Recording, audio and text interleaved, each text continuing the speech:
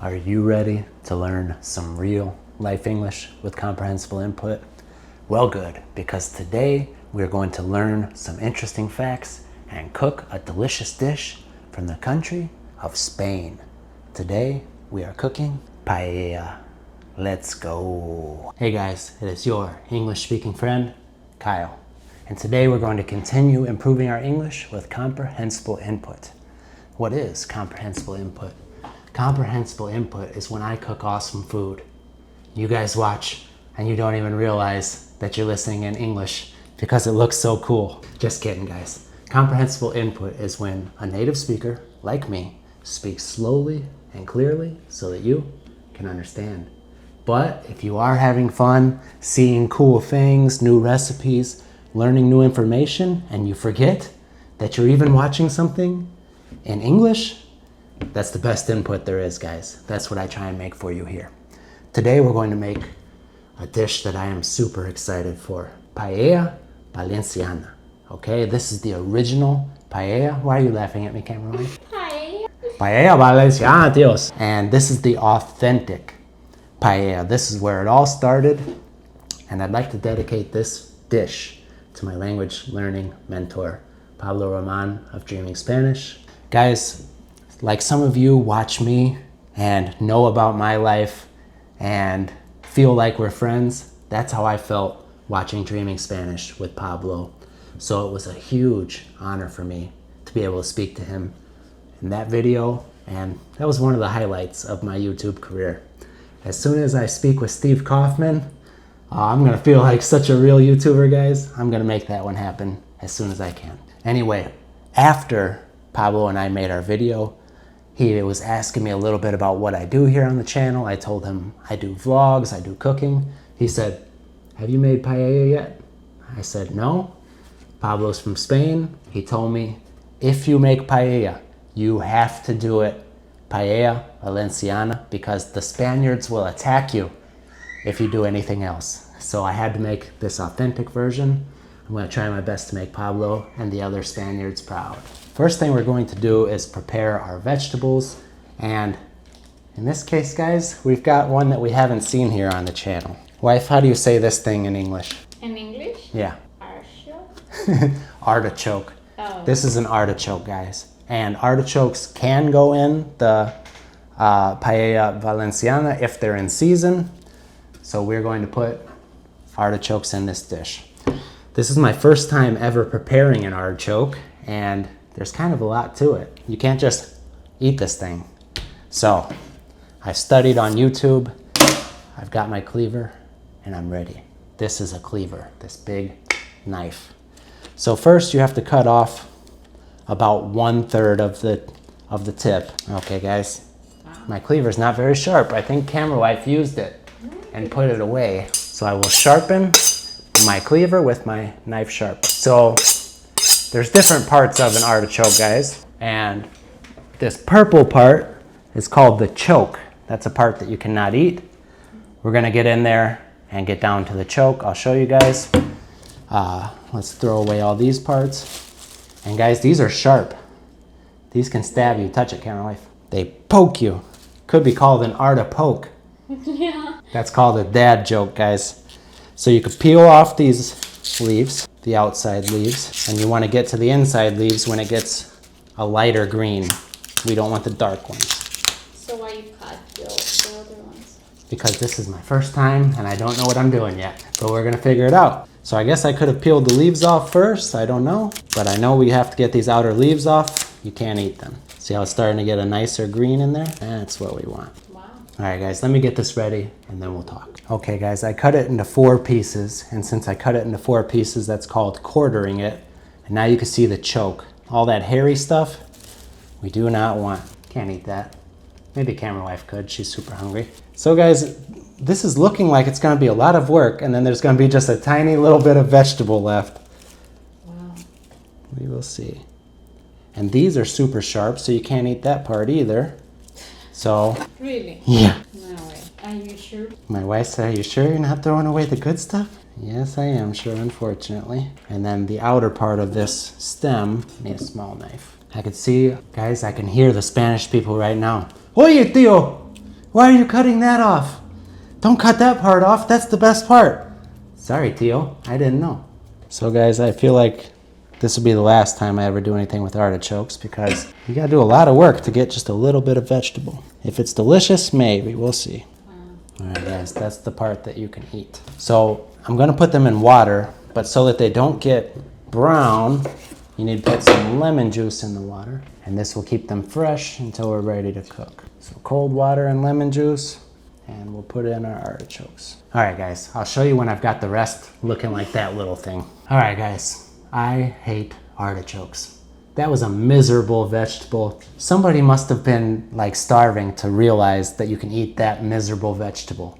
They had to cut, peel things away, get past things that poke you, just for this little tiny pieces, guys. So those things better be good or I'm gonna be super mad. And I'm gonna write Pablo an email and say, why didn't you warn me about the artichokes, man? Okay. Oh, one thing I wanted to say, guys. Earlier, I said tío. In Spanish, tío means uncle, your mother or your father's brother. But in Spain, they use it like we might say dude or buddy here. It's what they call their friends. So guys, tell me in the comments, what do you call your friends in your native language? All right, guys, these are called sugar snap peas. And these are similar to what they would use in Spain. In Spain, the ones they have are huge, guys. We don't have those here. They have huge green beans there. So this was the closest thing I could find. So Spaniards, don't kill me. I'm trying here. And I already worked really hard on those artichokes. So guys, I'm just gonna cut these in half like that. Let's see how many we'll need. I want a good amount. Camera wife eating my ingredients as usual. Is it good? Sweet. Want a lot of vegetables, right, baby? It takes like to cook everything now. So guys, why I'm preparing all of this now, because once this gets going, it cooks really quick. Right. So it takes a little while for the rice and stuff, but the frying part is gonna be quick and everything's coming together one after the other. So we need to be ready. All right, I think that's probably enough for this. We should use the number. They're gonna be. You want me to just use it all? Yeah. Okay, camera wife said use it all. Spaniards, if I'm using too much, camera wife, not me. Okay. Like I said, guys, get the camera wife, not me. Because, guys, I'm just the guy who does the cooking. She's the real boss here. No, you're gonna make a big one anyways, no? Yep, whatever you say, camera wife. Because all the guys told me in the last video where I was talking about the ice cream, dude, just let your wife be right. She's always right. Okay, you're right. Just kidding, guys. One little piece of advice for husbands and wives. If you always agree with your wife or your husband, even though you don't really agree with them, if you always just let them be right, they're gonna get bored. Especially your wives. They need a little bit of drama in their lives. Okay, guys, I'm gonna cut up the chicken in a second, but first we gotta smash these because we need crushed tomatoes, almost like a tomato juice.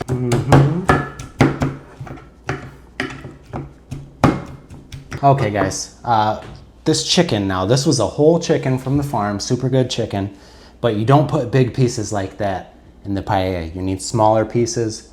These ones are the only ones I'm gonna leave whole. I'll leave the drumsticks whole, but I'm gonna cut the rest of the chicken up into smaller pieces. The wing, and guys, the very traditional, super authentic Paella Valenciana, they would actually cook with another meat. They would use chicken and rabbit. We don't have rabbit meat here, guys. I have eaten rabbit a long time ago. They used to sell it in the stores and my dad would buy it sometimes, but I have not seen rabbit here in a long, long time. It was good, Amor? Yeah, it's pretty good. It tastes similar to chicken. So I'm gonna do like small pieces like this with the bones still in it, guys, because the bones are gonna help give it most of its flavor. Okay, guys, that is the chicken we're gonna use. I'm gonna save this breast for Connor. We'll cook that up for his dinner, because I don't know if he's gonna like all the spices on this. We'll let him try it, but just in case, we'll keep one breast for Connor. All right, guys, time to start cooking this chicken. Okay, guys, this is my new paella pan. Super excited for it. It's 17 inches, so it's pretty good size. First thing we have to do is get this chicken browned up. That needs to be golden, and we gotta build some flavor on the chicken. So you need a good amount of olive oil, like that. And I'm sorry about the noise, guys, but I have this fan going just in case this starts smoking a lot. All right, let's get our chicken in. And I'm sorry, baby, if it makes a mess. Camera wife just cleaned the stove and look at this. Oh no. I guess this is why they cook this outside. These are little pot holders so you can touch it without burning your hands. And guys, we're just gonna let this cook. Start getting some color on the chicken. And we're gonna add salt every step of this. So you'll salt the chicken. When you put the vegetables in, you'll salt the vegetables. All right, guys, I'm gonna cook this for a few minutes, get some color on it, and then I'll show you what it looks like. Okay, guys, you can see our chicken's got a bit of color on it. It's gonna keep on building color, but now you push it out to the edges, get a little bit of your vegetables in there. I think that's enough of those. I think that's enough of the green beans. Put our artichokes in there. We're gonna use all of our artichokes because it was so difficult to cut them. And then we just get these charred up a little bit in that oil. Like I said, guys, we're gonna salt every step of the way. And when you salt all the different parts of the dish, you're building flavor. All right, guys, we'll get a little bit of color on these vegetables and then I'll show you the next step. Okay, guys, like I said, it starts moving really fast. We're getting some color on the beans, on the artichokes. Now we have to make what's called the sofrito, which is the tomato. Clear out another space in the middle. We put our crushed tomatoes like that. Now we let that water evaporate from the tomatoes. And what's going to give this most of its awesome color, some paprika. 2 nice spoons of paprika. That's going to give a great color and flavor. A little bit of salt for the tomato. Left-handed, guys, that feels so weird with my left hand. This hand can do anything. This hand is just like good for nothing. All right, guys, now we mix it all up. Get that color everywhere. I can hear the Spanish people already telling me, mi abuela no lo hace así. Well, I'm not your abuelo, your abuela. I'm Kyle. Just kidding, guys. But the thing is, I didn't grow up in Spain with my mom cooking these things. I didn't grow up in Iraq or Turkey, my mom making dolma. So guys, when I do these dishes, I'm just trying my best. I'm just a guy who likes to cook, likes to explore new cultures. So of course it's not gonna be just like it is at your home, but hey, it's pretty good for an American guy, right? All right, guys, I'll cook this down for a few minutes and then show you the next step. Okay, guys, next, these are called white kidney beans. Now, in Spain, they have something called garrafo, which is huge white beans. Once again, we don't have those here. We're going to use the best thing that we have, 1 can of white kidney beans. What are we gonna do with the beans, wife? Salt, because we're salting each step so that flavor will keep on building as we go. Now guys, this is another one of those dishes that's pretty simple. Compared to some of the dishes we've made, baby, right? Yeah. Super easy, super simple. And then we're just gonna stir it all in. And guys, this stuff that's sticking to the bottom, do you know what that's called, baby? It's called fond. It's perfect. So it's a French word, fond, which is the bottom, but it's the stuff that gets stuck to the bottom of the pan. And then later when we put the water in, that's gonna get into the rice. And it's a very important cooking technique in French cooking. The fond is super good. These artichokes are looking pretty good, even though they're my enemies still. I haven't forgiven them yet, but if they're very good, I'll forgive them. Okay guys, I'm just gonna let this crisp up, even burn a little bit, get a little bit of fond on there, and then we'll do the next steps. You see a lot of the stuff is stuck to the bottom, that fond. Perfect, just the way I want it. Now we need to add the water. Guys, most of the time I've seen people cooking these in Spain, it was outside. And now I'm thinking it's because it makes a huge mess with the oil and everything. So now I know. I wanted to cook it outside, guys, on a fire, but it's very windy out today. So I didn't want to try that for my first time. All right, guys, I've got 5 cups of water here. Pour that in, and then I will stir. And that's gonna scrape all that fond. And then we're going to mix that up. Make sure we get some saffron and evenly spread out. Camera wife is starving, guys. I'm hungry too and I can't wait for this. Now all we have to do is cook the rice. So hopefully in about 30 minutes we'll be eating. So guys, we've got our rice here. Spread this out. Try and spread it kind of evenly. I'm so excited, guys. So guys, I made a paella a long time ago, before I even spoke Spanish, but it was with seafood and vegetables that are not authentic, guys, but it's what we know as paella here.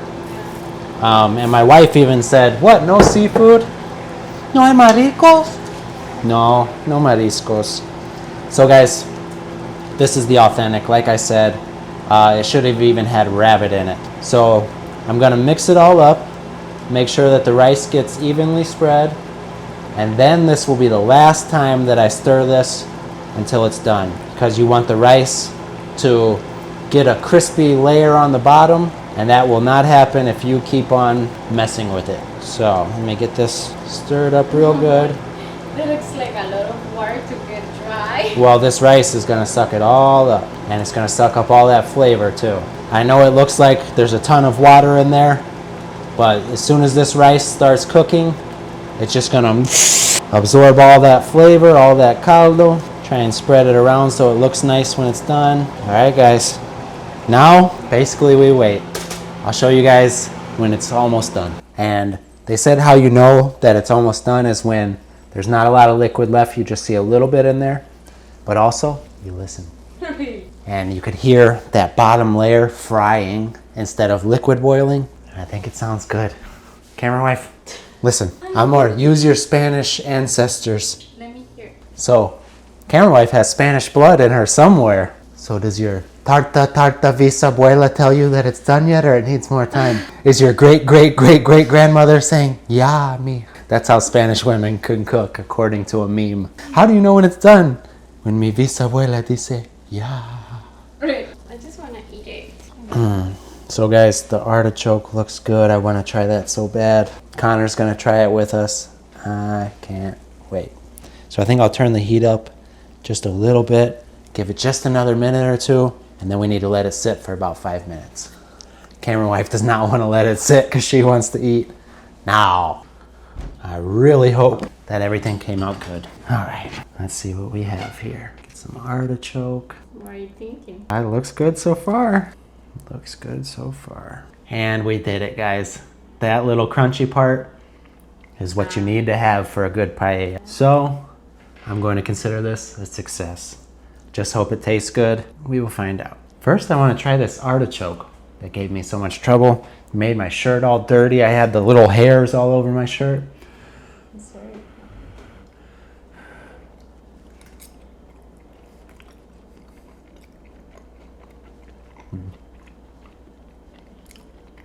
Absolutely delicious, guys, but I should have cut more of the stem off. So there's parts of it. I'm sorry, guys, for pulling that out of my mouth. I know that's bad manners and disgusting, but you can't eat that part. So even more of it I should have cut off, but it has a delicious flavor. Now let's try the chicken with a little bit of rice. And? All right, guys, I have to feed my family. See you guys at dessert time. This is delicious. Thank you, Pablo. All right, guys, that was delicious. That might have been one of my top 5 favorite meals. Connor ate the rice, the beans, the chicken, everything. Camera wife loved it. Now, there's only one thing missing that makes a good meal a great meal. What's that, Connor? Dessert. Dessert. So guys, we're gonna make something that is from Spain as well, and it is called crema catalana. So guys, I made a custard, and a custard is like a pudding, and this was just egg yolks, the yellow part of the eggs. What else was in here? Milk, a little bit of cinnamon, some lemon, and then some cornstarch to make it thick. I did that earlier because it needs to be in the fridge to solidify. So what we're going to do, guys, pour some sugar on top. ¿O cuando quieres que te haga foto? Camera wife said, "When do you want me to take a picture?" I said, "You will know when the time is right." Okay. Now, wife, do you know what caramel is?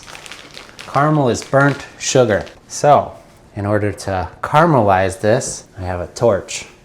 This is when you're going to want to take the picture. Back up, Connor. All right, guys.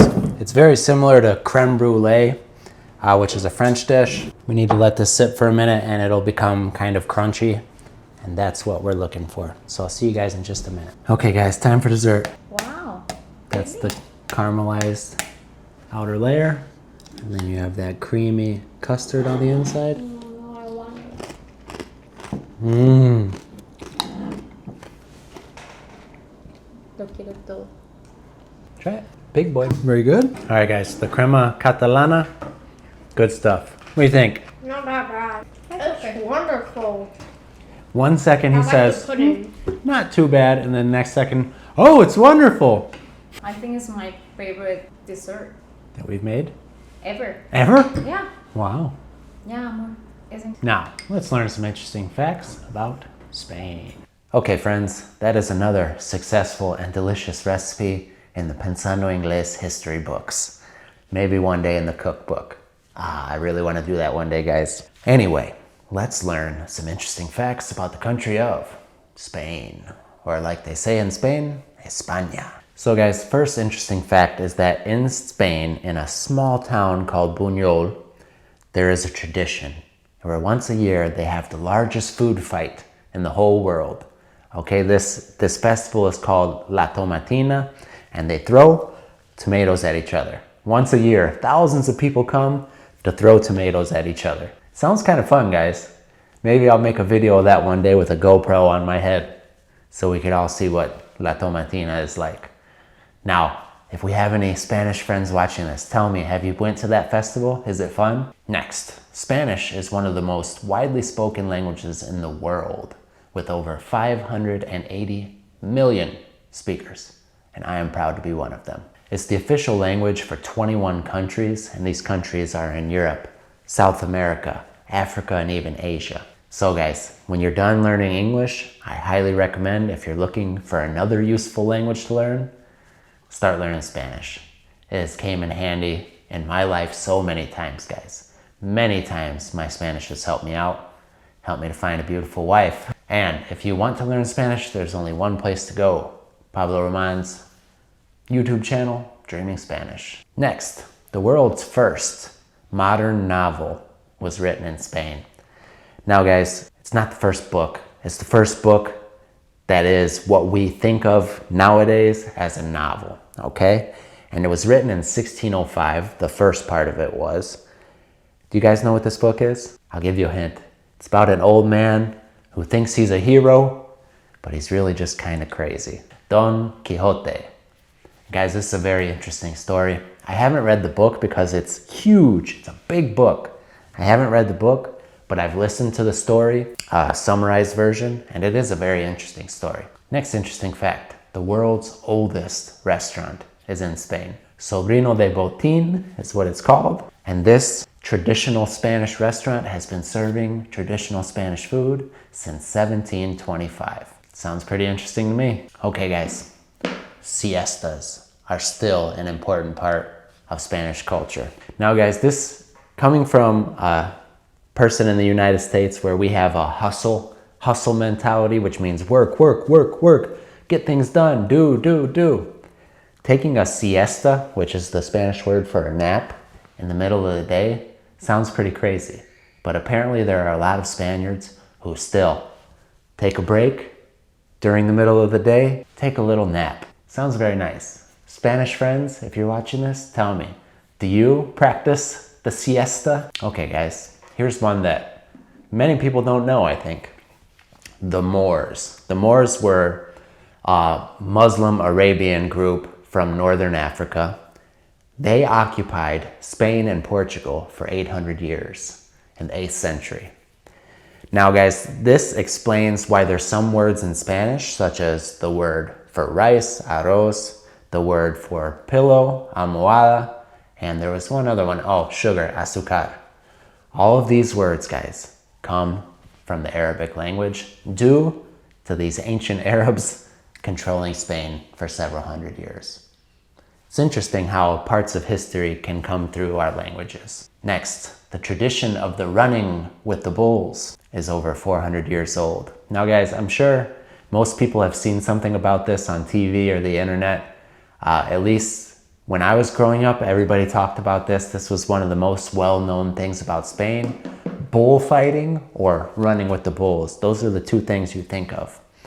Now, the running with the bulls, guys. The running with the bulls is an event where bulls are set loose in a half-mile part of the city and you just run away from them. I guess it's like a race, you know, where you're seeing who could run the best, but there's bulls chasing you. That one's pretty crazy, guys. That one's not as fun as the tomatoes. This one's dangerous. So Spanish friends, please, I can't wait to know. Have you ran with the bulls? Do people still do this? And do people actually get hurt in this, or do they take safety precautions? That's something I'm curious about. Another interesting fact, guys, there's several languages in Spain besides Spanish, Catalan for one, but there's one that I think most people don't know about. And it's a language that is only found on one island in the Canary Islands. And in this language, they don't speak, they whistle.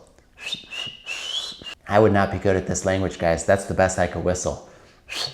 But what's cool about this language, guys, is they can use it to communicate from very far away. They can whistle to each other from long distances and, hey, I'm about to make lunch. Do you want a sandwich or French fries? That sounds pretty interesting. Okay, guys, those are our facts about the country of Spain. And just like any other country, guys, there's millions of other interesting things. Spain has such a deep and rich history, and it has influenced so much of world history, so much South American history, North American history.